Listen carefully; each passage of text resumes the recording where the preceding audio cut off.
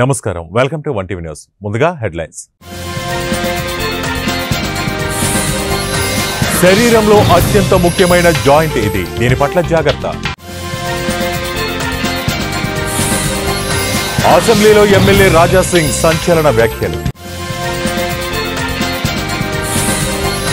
508 railway స్టేషన్ల పునర్నిర్మాణ పనులను ప్రారంభించిన ప్రధాని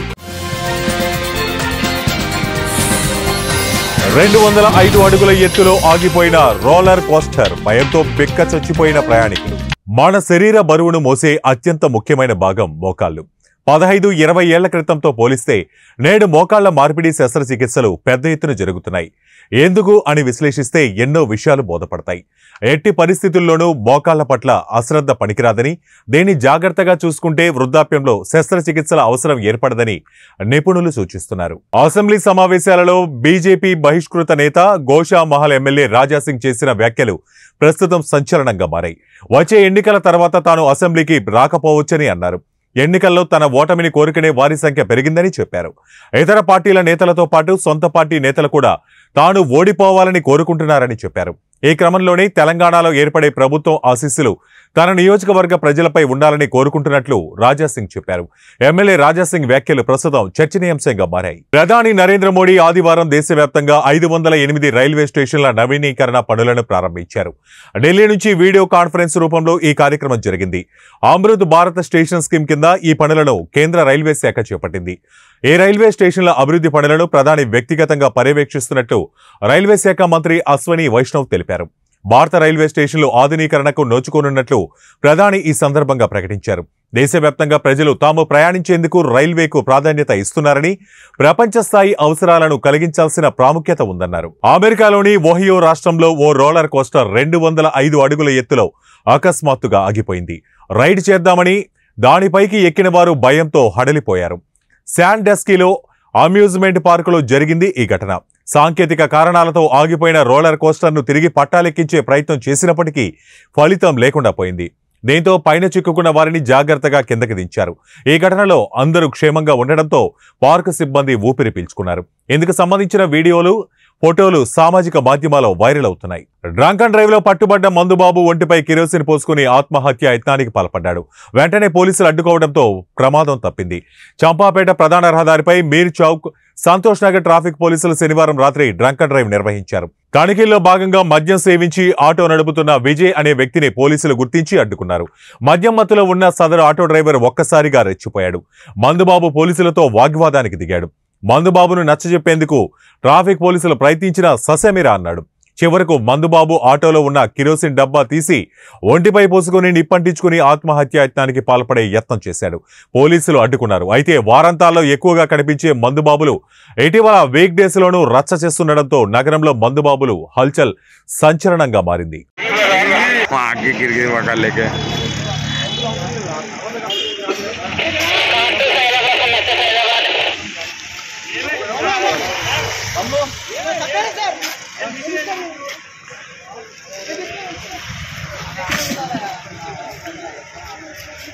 डाल देते हैं कल टीवी में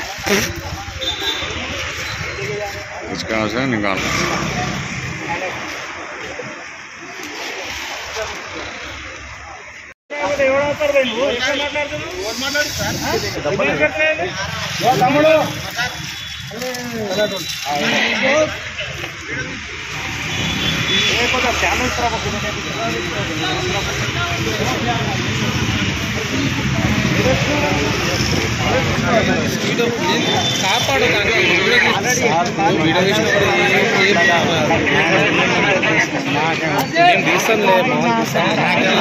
మఠంపల్లి మండలం రఘునాథపాలెంలో భూమాఫియా ఆగడాలకు అడ్డు అదుపు లేకుండా పోయింది. గ్రామంలో శ్మశాన వాటిక ఆక్రమణ గురించి ప్లకార్డులతో నిరసన వ్యక్తం చేస్తున్న గ్రామస్తులు గ్రామంలో 200 సంవత్సరాల నుంచి వడ్డెర, బలిజ, మున్నూరు, కాపు, కుమ్మరి తదితర కులాలకు చెందిన శ్మశాన వాటికను అదే గ్రామానికి చెందిన హసన్ తండ్రి సైదులు ఆక్రమించుకొని సాగు కోసం దున్నటం జరిగింది. హసన్కి అధికార పార్టీ నేతల అండదండలు పుష్కలంగా ఉన్నాయి. దానిని ఆసరాగా చేసుకుని భూ ఆక్రమణ చేశాడు. ఈ వివాదం గురించి బాధితులు మఠంపల్లి పోలీస్ స్టేషన్కు వెళ్లగా ఇరు వర్గాలను పిలిపించి పంచాయతీ పెట్టిన ఎస్ఐ బాలకృష్ణ రఘునాథపాలెం గ్రామస్తులను మీ దగ్గర ఏ డాక్యుమెంట్స్ ఉన్నాయో చూపాలని బెదిరిస్తూ భూ కబ్జాదారుడికి కొమ్ము కాస్తూ ఆ భూమిని దున్నుకోమని తీర్పు ఇవ్వడం జరిగింది. రెవెన్యూ అధికారులు తేల్చాల్సిన భూ వివాదంలో సివిల్ కేసులో జోక్యం చేసుకుని కబ్జాదారులకు అండగా నిలిచిన మఠంపల్లి ఎస్ఐ వ్యవహారంపై రఘునాథపాలెం గ్రామస్తులు ఆగ్రహం వ్యక్తం చేస్తున్నారు. ఈ విషయం గురించి బాధితులు మీడియా ప్రతినిధులకు తెలియచేయడం జరిగింది. శ్మశాన వాటిక ఆక్రమణ విషయంలో పేద ప్రజలకు అండగా ఉన్నందుకు మీడియాకు కృతజ్ఞతలు తెలియజేశారు. ఎప్పటికైనా ప్రభుత్వం ఈ విషయంపై దృష్టి సారించి ఆక్రమణదారుల నుంచి శ్మశాన వాటికను రక్షించాలని కోరారు. కాపాడాలి కాపాడాలి మా శ్మశాన స్థలాన్ని కాపాడాలి. అక్రమదారుల నుండి మా శ్మశాన స్థలాన్ని కాపాడాలి. సన్ ఆఫ్ మైకేల్, మాది రఘునాథపాలెం మఠంపల్లి మండలం, సూర్యాపేట జిల్లా అండి. గత 200 సంవత్సరాల నుంచి మాకున్న శ్మశాన వాటికని కొంతమంది కబ్జాదారులు కబ్జా చేయడం జరిగింది. ఈ శ్మశాన వాటిక ఆర్సీఎం చర్చికి సంబంధించింది. రఘునాథపాలెంలో ఆర్సీఎం చర్చి ఎప్పటి నుంచి అయితే ఉందో ఈ శ్మశాన వాటిక కూడా అప్పటి నుంచే ఉంది. అయితే దీన్ని కొంతమంది దొంగ పట్టాన్ని చూపించి ఈ స్థలం మాది అని చెప్పేసి ఆ స్థలం మీదకి రావటం, వ్యవసాయం చేయడం జరిగింది. దాన్ని మేము అడ్డుకున్నందుకు వాళ్ళు గత సంవత్సరం వాళ్ళు చెప్పింది ఏంటంటే, ఈ 1 సంవత్సరం మేము పండించుకుంటామండి, తర్వాత మేము ఇక్కడి నుంచి వెళ్ళిపోతామని చెప్పేసి అన్నారు. అందుకని మేము కూడా వాళ్ళని వదిలేయడం జరిగింది. ఈ సంవత్సరం ఏప్రిల్ మేలో మేము వాళ్ళని ఆశ్రయించడం జరిగింది. ఇక్కడి నుంచి మీరు పొలం వేయొద్దని చెప్పాము. అయినా కానీ వాళ్ళు వినిపించుకోకుండా మా మీదకి దాడి చేయడం జరిగింది. దాడి అంటే మాటల యుద్ధం చేయడం జరిగింది. అప్పటి నుంచి మేము వెంటనే పోలీస్ స్టేషన్ ఆశ్రయించినాం. ఊళ్ళో మాకు న్యాయం జరగలేదు. అప్పుడు మేము పోలీస్ స్టేషన్ ఆశ్రయించినాం. అక్కడ కూడా మాకు న్యాయం జరగలేదు. వెంటనే మేము మీడియాని సంప్రదించినాం. మీడియాని సంప్రదించడం వల్ల మాకు కొద్దిగా సపోర్టు దొరికింది. ఈరోజు మేము అందరం కలిసి చివరిలో ఈ భూమి సమస్య కొంతవరకు మాకు పరిష్కారం జరిగింది. ఇంకా మాకు పూర్తి పరిష్కారం జరగాలని మీడియా ముఖం ద్వారా మేము తెలియజేసుకుంటున్నామండి. నంద్యాల జిల్లా ఆలగడ్డలోని శిల్ప రోటరీ ఆరోగ్య వేదిక వద్ద హ్యాపీ సండే కార్యక్రమాలను ఆదివారం నిర్వహించారు. రుద్రవరం ఫారెస్ట్ రేంజ్ అటవీ శాఖ అధికారి శ్రీనివాసులరెడ్డి ఈ కార్యక్రమానికి ముఖ్య అతిథిగా హాజరై మాట్లాడుతూ మానసిక శారీరక ఒత్తిడిని తగ్గించే యోగా, వ్యాయామం, క్రీడలను దైనందిన జీవితంలో ప్రతి ఒక్కరూ భాగం చేసుకోవాలని సూచించారు. ఒత్తిడి కారణంగా ఎన్నో జబ్బులు సంక్రమిస్తాయని తెలిపారు. ప్రతినిత్యం వ్యాయామం చేసే వారిలో గుండె జబ్బులు, షుగర్, బీపీ వంటి వ్యాధుల బారిన పడే ప్రమాదం చాలా తక్కువగా ఉంటుందని తెలిపారు. కేవలం పెద్ద పెద్ద నగరాలకు మాత్రమే పరిమితమైన జుంబా డ్యాన్స్, ఏరోబిక్ వంటి విధానాలను ఆళ్లగడ్డలో అందుబాటులోకి తెచ్చిన ఆరోగ్య వేదిక వ్యవస్థాపకులు డాక్టర్ రామ్ గోపాల్ రెడ్డి, రోటరీ ఆరోగ్య వేదిక సభ్యులను అటవీ క్షేత్ర అధికారి శ్రీనివాసరెడ్డి అభినందించారు. ఈ కార్యక్రమంలో Rotary club secretary Ramakrishnareddy, Malleswar Reddy, doctor A V Ramasubrahmanyam, Tanguturu Satyanarayana తదితరులు పాల్గొన్నారు.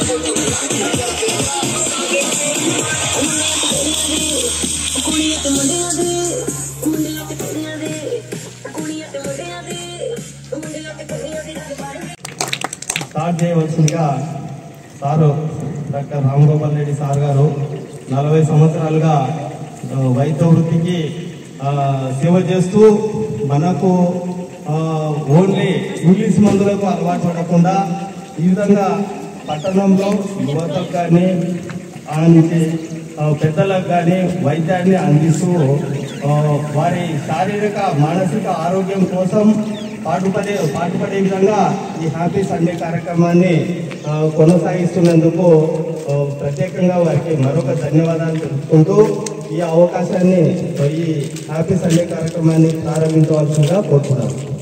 టీడీపీ అధినేత నారా చంద్రబాబుపై తీవ్ర విమర్శలు చేశారు ఉమ్మడి గోదావరి జిల్లాల ఎమ్మెల్సీ బొమ్మి ఇజ్రాయిల్. శనివారం ఆయన మీడియాతో మాట్లాడుతూ పొంగనూరు అల్లర్లకు చంద్రబాబే కారణమని విమర్శించారు. ఆయన తప్పు చేసి సమర్థించుకుంటున్నాడని మండిపడ్డారు. పొంగనూరులో హింసను ప్రోత్సహించి ప్రభుత్వాన్ని అస్థిరపరచాలని చంద్రబాబు కుట్ర చేస్తున్నాడని మండిపడ్డారు. ముందస్తు ప్రణాళిక ప్రకారమే గొడవలు సృష్టించారని ఆరోపించారు. పోలీసులపై దాడి జరిగితే పవన్ కళ్యాణ్ చంద్రబాబుకు వత్తాసు పలుకుతున్నాడని దుయ్యబట్టారు. పోలీసులను హత్య చేసేందుకు చంద్రబాబు కుట్ర పన్నారు. ఈ ఘటనతో ఒక పథకం ప్రకారమే పోలీసులను హతమార్చే భారీ కుట్ర జరుగుతున్నట్లు అనుమానాలు రేకెత్తుతున్నాయని అన్నారు. కార్యకర్తలను రెచ్చగొట్టేలా చంద్రబాబు వ్యవహరించిన తీరు సరికాదు. చంద్రబాబును తక్షణమే అరెస్టు చేయాలంటూ వ్యాఖ్యానించారు. రాజకీయంగా పోటీ పడలేమని తెలిసి చంద్రబాబు ఈ తరహా దాడులకు తెరలేపారని మండిపడ్డారు.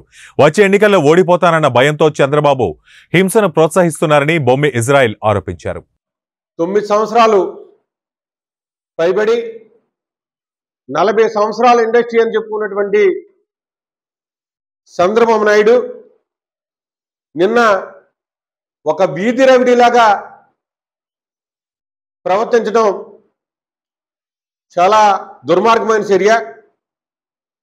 చంద్రబాబు నాయుడు ప్రెస్ స్టేషన్లోకి వెళ్ళిపోయి బీపీ తెచ్చుకుని మరి అక్కడ ఉన్నటువంటి వాళ్ళ యొక్క తెలుగుదేశం పార్టీ కార్యకర్తలను రెచ్చగొట్టి అక్కడ పోలీసుల మీద విపరీతంగా దాడి చేయించాడంటే మరి చంద్రబాబు నాయుడికి పోలీసు వ్యవస్థ మీద కానీ చట్టాల మీద కానీ ఏ విధమైనటువంటి గౌరవం లేదని మరొక్కసారి రుజువైంది. మరి ఈరోజు ఈ దేశ చరిత్రలోనే పోలీసులకి వాళ్ళ అసోసియేషన్కి అధ్యక్షులు ఇవాళ ప్రెస్ మీట్ ముందుకొచ్చి విలేకరుల ముందుకొచ్చి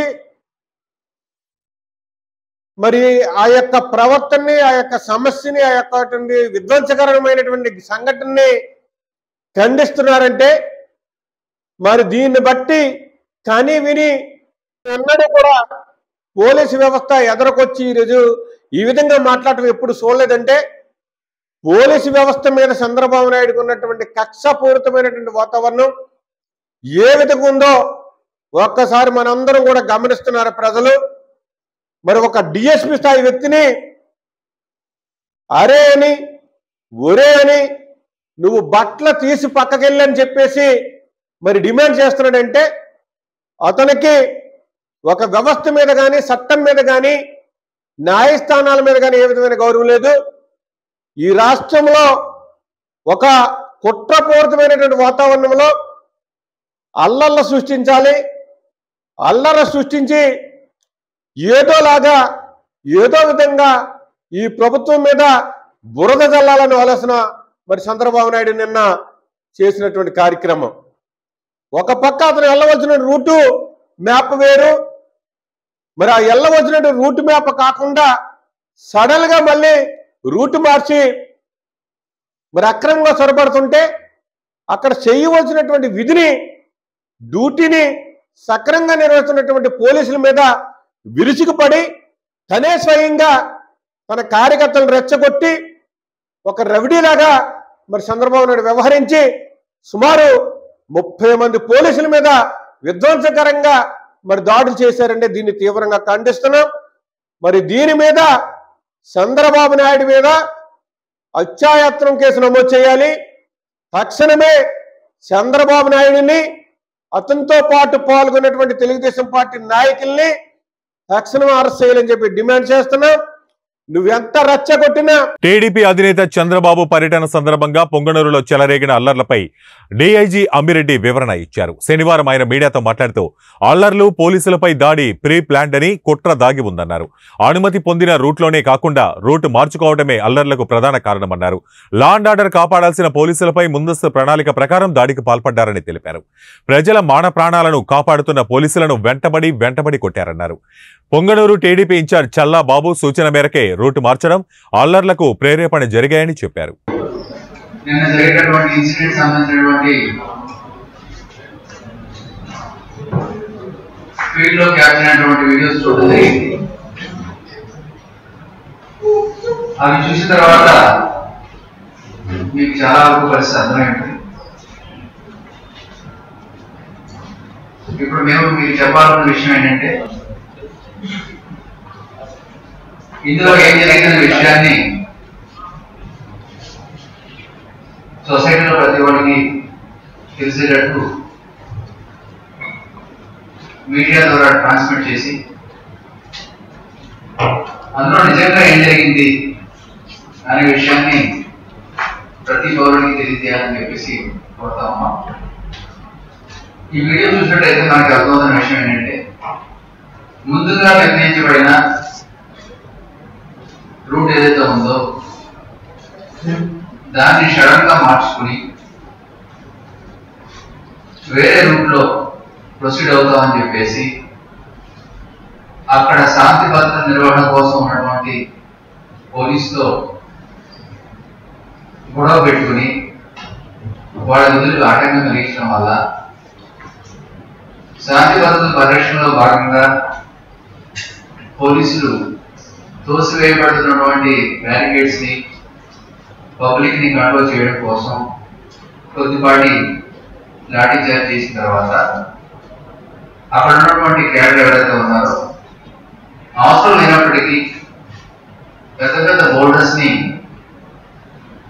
పోలీస్ పై వేసడం, వాళ్ళ వాహనాన్ని డిస్ట్రాయ్ చేయడం, వాళ్ళ ప్రాణాలకి కూడా హాని కలిగించే విధంగా ఇక్కడ మన వీడియోలో చూసినట్టయితే మీకు అర్థమవుతా ఉంది. సో అంత పరిస్థితి లేనప్పటికీ కూడా వాళ్ళ సిచ్యువేషన్ ని వాళ్ళు అనుకూలంగా మార్చుకొని ఒక ప్లాన్ మాదిరిగా డివైడ్ చేసుకుని పోలీస్ పై దాడి చేశారు. పోలీస్ ఇదే గవర్నమెంట్ ఆర్గనైజేషన్. వాళ్ళు అన్బయాస్డ్ గా ఎవరైనా ఆపదలో ఉన్నప్పుడు పోలీసుని ఆశ్రయించినా, ఏదైనా ఆపద వస్తున్నప్పుడు అట్లాంటి సిచ్యువేషన్ అసిస్ట్ చేసినా, అక్కడ శాంతి భద్రతలు కానీ వ్యక్తుల యొక్క మానవ ప్రాణాధన సంరక్షణ కోసం పనిచేస్తూ ఉంటారు. వీళ్ళకి ఎటువంటి పొలిటికల్ ఎఫిలియేషన్స్ కానీ ఎటువంటి బయాస్ ఉండదు. అటువంటి అన్బయాస్డ్ అట్మాస్ఫియర్ లో ఉద్యోగం చేసినటువంటి పోలీసు మీద నిర్దాక్షిణ్యంగా అంత పెద్ద బౌల్డర్స్ తో దాడి చేసి వాహనాల్ని అంటబెట్టి కొంతమంది కానిస్టేబుల్స్ అయితే వెంటబడి మరీ కొట్టినట్టు వీడియోలో అర్థమవుతా ఉంది. ఇది చాలా దురదృష్టమైన పరిణామం. సో ఒకసారి అందరూ కూడా గమనించాలి, దీని యొక్క యథార్థ భాగాన్ని ప్రజలకు అర్థమయ్యేట్టు చెప్పాలి. మదనపల్లి అంగడిలో జరిగిన మదనపల్లి అవుట్స్కట్స్ లో ఉన్న అంగడిలో జరిగిన ఇన్సిడెంట్ కి దట్ ఈస్ టోటల్ డిఫరెంట్. ఇక్కడ సడన్ గా ఇక్కడ కాన్స్టిట్యూన్సీ ఇన్ఛార్జ్ ఎవరైతే ఉన్నారో ఆయన ఎక్స్సీఎం గారిని ముందుగా రికమెండ్ చేసిన రూట్ కాకుండా వేరే రూట్ లో తీసుకెళ్లాలని ప్రయత్నం చేయడంలో భాగంగా జరిగినటువంటి గొడవ. ఈ గొడవలో పోలీసులు అత్యంత సమన్వయం పాటించారు. వాళ్ళ దగ్గర వెపన్స్ ఉన్నా కానీ ఎటువంటి తొందరపాటు చర్యలకి లోన్ కాకుండా అత్యంత రిస్ట్రెయింట్ పాటించి వాళ్ళే ఎన్నో రకాల గాయాలు పాలయ్యి ఎంతో ఇబ్బంది పడారు. కానీ ఏపీ మంత్రి పెద్దిరెడ్డి రామచంద్రారెడ్డి నియోజకవర్గం పొంగనూరులో చోటు చేసుకున్న హింస రాష్ట్ర వ్యాప్తంగా కలకలం రేపింది. ఈ ఘటనకు సంబంధించి పలువురు టీడీపీ నేతలపై పోలీసులు కేసులు నమోదు చేశారు. ఈ నేపథ్యంలో పెద్దిరెడ్డి మాట్లాడుతూ ఆసక్తికర వ్యాఖ్యలు చేశారు. విద్యార్థి దశ నుంచే తనతో చంద్రబాబుకు గొడవ ఉందని ఆయన చెప్పారు. అందుకే పొంగనూరులో టీడీపీ నేతలను, కార్యకర్తలను చంద్రబాబు రెచ్చగొట్టారని అన్నారు. పొంగనూరు ఘటనకు చంద్రబాబే కారణమని చెప్పారు. మతి భ్రమించి ఆయన నీచ రాజకీయాలకు పాల్పడుతున్నారని విమర్శించారు. పొంగనూరు బైపాస్లో వెళ్తాను అని చెప్పి వాళ్ళే రోడ్ మ్యాప్ పోలీసులకు అప్పచెప్పారు. మరి రాత్రి మీడియాలో కూడా వాళ్ళే చెప్పారు, మొన్నటి రాత్రి 10:30కు మేము బైపాస్లో పోతాం, పొంగనూరు ప్రోగ్రాం లేదని చెప్పి. తీరా పొంగనూరు దగ్గర వచ్చిన తర్వాత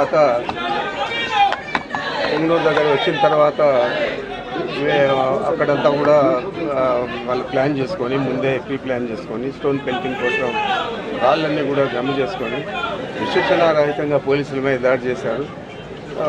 కనీసం మా కార్యకర్తలు అందరూ కూడా వీళ్ళు పొంగనూరు పట్టణంలోకి వస్తారని పట్టణంలో నిరసన కార్యక్రమాన్ని తెలియజెప్పేందుకు కూడా అందరూ కూడా గుమిగూడారు. మరి ఆ సమయంలో వాళ్ళకి తెలిసిన ఇన్ఫర్మేషన్ ప్రకారం రోడ్ మ్యాప్లో ఆయన బైపాస్ రోడ్ని వెళ్తూ ఉన్నారు, పుంగనూరు పట్టణంకి రారు. అదేవిధంగా మొన్న రాత్రి కూడా వాళ్ళు ప్రెస్లో చెప్పారు పుంగనూరు ప్రోగ్రాం లేదని చెప్పిన తర్వాత వీళ్ళు కావాలనే అక్కడ కార్యకర్తలందరినీ గుమ్మిగుడ్చుకొని ఆయన రెచ్చగొట్టడము, వీళ్ళందరూ కూడా పోలీసుల మీద అతి దుర్మార్గంగా ఈ మధ్య కాలంలో మనం చూసాము. ఈ 4-5 సంవత్సరాలలో ఎప్పుడు కూడా ఇంతమంది పోలీసులు దారుణంగా ఇంజూరీ అయిన పరిస్థితులు లేవు. మరి ఇదంతా కూడా చంద్రబాబు రెచ్చగొట్టింది. ఆయన వ్యాఖ్యలన్నీ కూడా మీడియాలో అంతా కూడా వస్తూ ఉన్నాయి, పత్రికల్లో కూడా వచ్చాయి. నా కొడకల్లో చూస్తాం మీ కథ అనడం, తరమండ్రా అని చెప్పడం, కొట్టండ్రా అని చెప్పడం, ఇదంతా కూడా దుర్భాష కూడా చాలా అనరాని మాటలు కూడా మాట్లాడాడు. మరి ఇదంతా కూడా నాకు తెలిసి కుప్పంలో ఆయన ఓడిపోతూ ఉన్నాడు. కుప్పంలో పరిస్థితి బాగాలేదు, మరి జిల్లాలో పరిస్థితి బాగాలేదు, రాష్ట్రంలో పరిస్థితి బాగాలేదు. ఇవన్నీ తెలుసుకొని అతను దివాకలాపూర్తో ఇట్లా రౌడీయిజానికి గుండాయిజానికి తెరలేపాడు అని దీన్ని పోలీసులు చాలా చాకచక్యంగా అడ్డుకున్నారు. ఎస్పీ కానీ అక్కడ డిఎస్పీ కానీ. మరి ఈరోజు వారు కన్నా కొద్దిగా ఇతను మాదిరే రెచ్చగొట్టే విధంగా ఇతను ఏదైతే వాళ్ళ కార్యకర్తలను రెచ్చగొట్టాడో ఆ విధంగా వాళ్ళు రెచ్చిపోయి అంటే చాలామంది చనిపోయేవాళ్ళు. మరి ఆ పరిస్థితి లేకుండా సమన్వయం పాటించి వాళ్లకు దెబ్బలు తగిలినా కూడా ఓపికతో దీన్ని ఒక సామరస్యంగా పరిష్కరించే విధంగా చేశారు. మరి ఈ దారుణాన్ని అతి దారుణంగా అతను మాట్లాడడం, దానికంటే దారుణంగా వాళ్ళందరూ కూడా రెచ్చిపోవడం, ఇవన్నీ చూస్తూ ఉంటే చంద్రబాబు ఏ రకంగా రాజకీయాలు చేస్తూ ఉన్నాడు, ఏ విధంగా ఈ రాష్ట్రాన్ని తిరిగి ఆయన ఎన్నికల్లో ఎదుర్కోబోతూ ఉన్నాడు అనేది ప్రశ్నార్థకంగా మారింది. తప్పనిసరిగా దీని మీద ప్రభుత్వం సీరియస్గా స్పందించేదే కాకుండా ఎవరైతే కల్ప్రిట్స్ ఉన్నారో, ఎవరైతే ముద్దాయిలు ఉన్నారో వాళ్ళందరినీ కూడా తప్పనిసరిగా శిక్షించడం జరుగుతుంది. ఇది తప్పనిసరిగా ప్రభుత్వానికి కానీ పోలీస్ యంత్రాంగానికి కానీ ఇది ఒక భావిస్తా ఉన్నాను. అది మీరందరూ కూడా చూసారు, మీడియాలో వచ్చింది, పత్రికల్లో కూడా ఈరోజు చేశారు. ఒకరు షార్ట్ గన్ పెట్టుకున్నాడు, షార్ట్ గన్కు లైసెన్స్ ఇచ్చే పరిస్థితి లేదు. ఇంకొక పిస్టల్ పెట్టుకున్నాడు, ఇంకొక డబుల్ బ్యారెల్ గన్ పెట్టుకున్నాడు, దాంట్లో బుల్లెట్లు కూడా ఉన్నాయి, కార్ట్రిడ్జెస్ కూడా. మరి ఇవన్నీ కూడా ఆయనకు తెలియకుండా ఉంటాయి.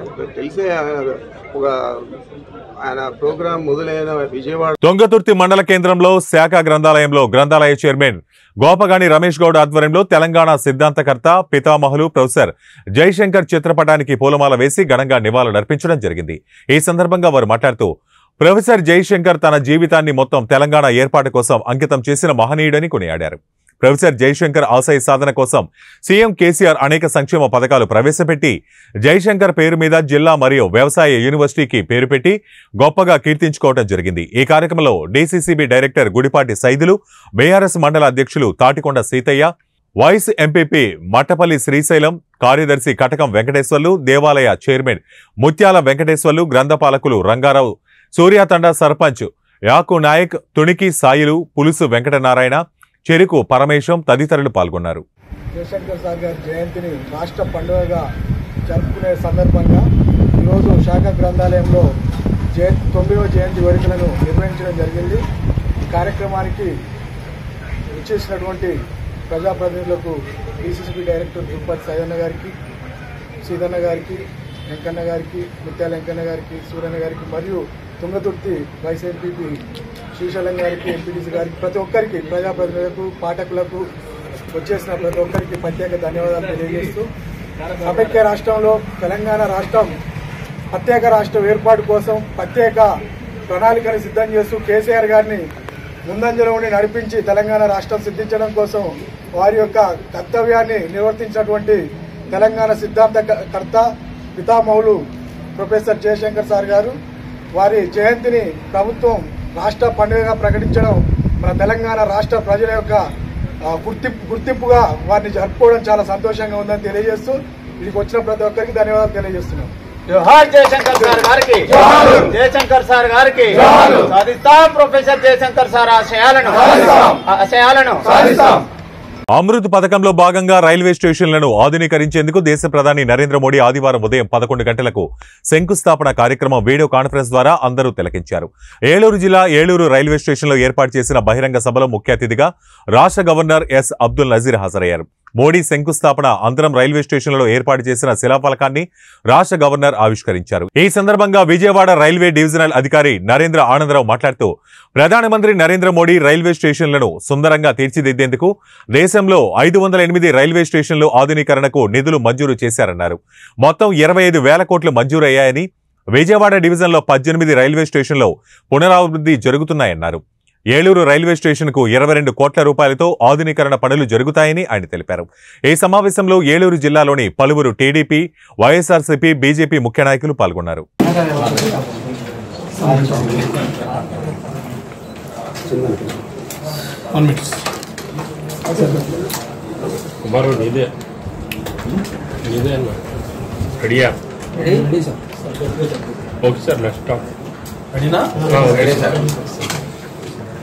Today on 6th August at 11 p.m. Honorable Prime Minister of India laid a foundation stone for development of Amrit Bharat stations. Total 508 stations across the country, the foundation stone laid ceremony was held. And this is one of the biggest government scheme in which the railway stations are going to be redeveloped. The genesis of this scheme is due to the inspiring vision of our Honorable Prime Minister, wherein our Prime Minister had thought that the railway stations, especially the smaller railway stations, have not been given bare minimum facilities and some improved facilities also. Also, he felt that since last 100 years, many of the stations have not been improved.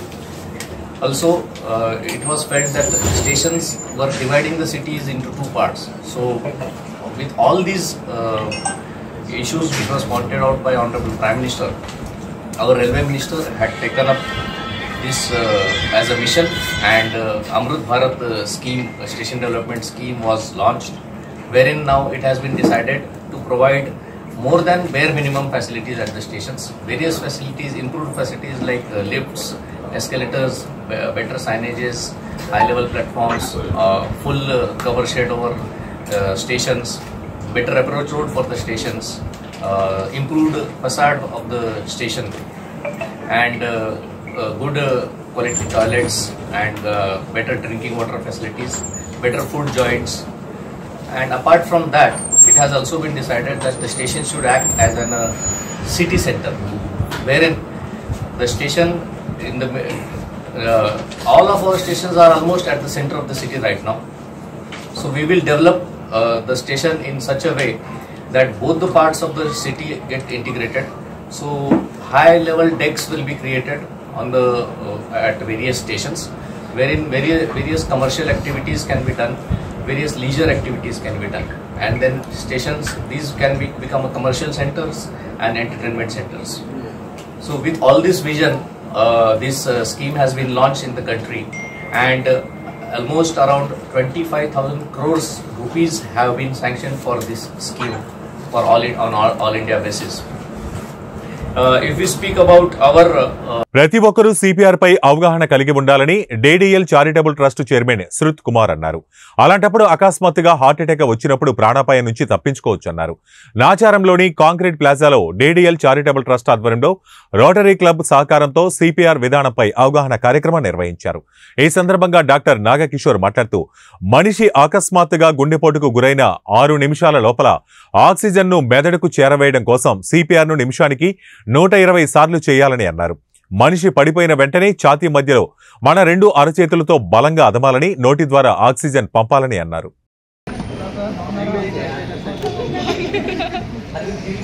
Next, once you see another thing, again I'm repeating, first thing to do is... నమస్కారం, నా పేరు doctor Naga Chaitanya అండి. Rotary club వారి ఆధ్వర్యంలో మేము తలపెట్టిన ఈ కార్యక్రమం సిపిఆర్ అనే ట్రైనింగు యువత మొత్తానికి, తర్వాత చేయగలిగిన ప్రతి ఒక్క సిటిజన్ ఈ స్కిల్ నేర్పించాలన్న తపనతో ఈ కార్యక్రమాన్ని మొదలుపెట్టాము. ఈనాడు నాచారంలోని కాంక్రీట్ ప్లాజా వాళ్ళ ఆధ్వర్యంలో ఈ కార్యక్రమం చేస్తున్నాము. మమ్మల్ని పిలిచి ఈ కార్యక్రమం చేయిస్తున్నందుకు వాళ్ళకి అభినందనలు. ప్రపంచంలో ఎవరికి కార్డియాక్ అరెస్ట్ అయినా ఏం చేయాలి, ఎలా చేయాలి, వాళ్ళని బతికించుకునే క్రమంలో మనం ఏం చేయొచ్చు అనే అవగాహన ప్రతి ఒక్కరికి ఉండాలి, చేయాలి అనే తపనతో ఈ కార్యక్రమాన్ని మొదలుపెట్టాము. ఇలాగే దీన్ని ముందుకు తీసుకెళ్లి విస్తరిస్తామని డిడిఎల్ చారిటబుల్ ట్రస్ట్ తరఫున ఈరోజు ఈ సిపిఆర్ ప్రోగ్రాం అనేది రోటరీ క్లబ్ వాళ్ళ సహకారంతో ఇక్కడ మా కాంక్రీట్ బాలాజీలో చేశారు. ఈరోజు చాలామందికి ఒక అవేర్నెస్ అనేది కలిగింది. ఈ ప్రోగ్రాంలో ఆల్రెడీ రోటరీ క్లబ్ వాళ్ళ ఇదివరకు ఒక 5-6 ప్రోగ్రాంలు ఆల్రెడీ జరగడం జరిగింది నాగ చైతన్య డాక్టర్ గారి ద్వారా. మేము తెలుసుకొని వాళ్ళని సంప్రదించి మా అపార్ట్మెంట్లో కూడా మా కాంక్రీట్ బాలాజీలో కూడా డిడిఎల్ చారిటబుల్ ట్రస్ట్ ద్వారా చేయాలని రిక్వెస్ట్ చేస్తే వాళ్ళు వచ్చి ఈరోజు చాలా సక్సెస్ఫుల్గా చేశారు. చాలామందికి ఒక అవేర్నెస్ అనేది ఏర్పడింది. దీనికి రోటరీ క్లబ్ వారికి, డాక్టర్ చైతన్య గారికి, మా రామరాజు గారికి అందరికీ థ్యాంక్ యూ.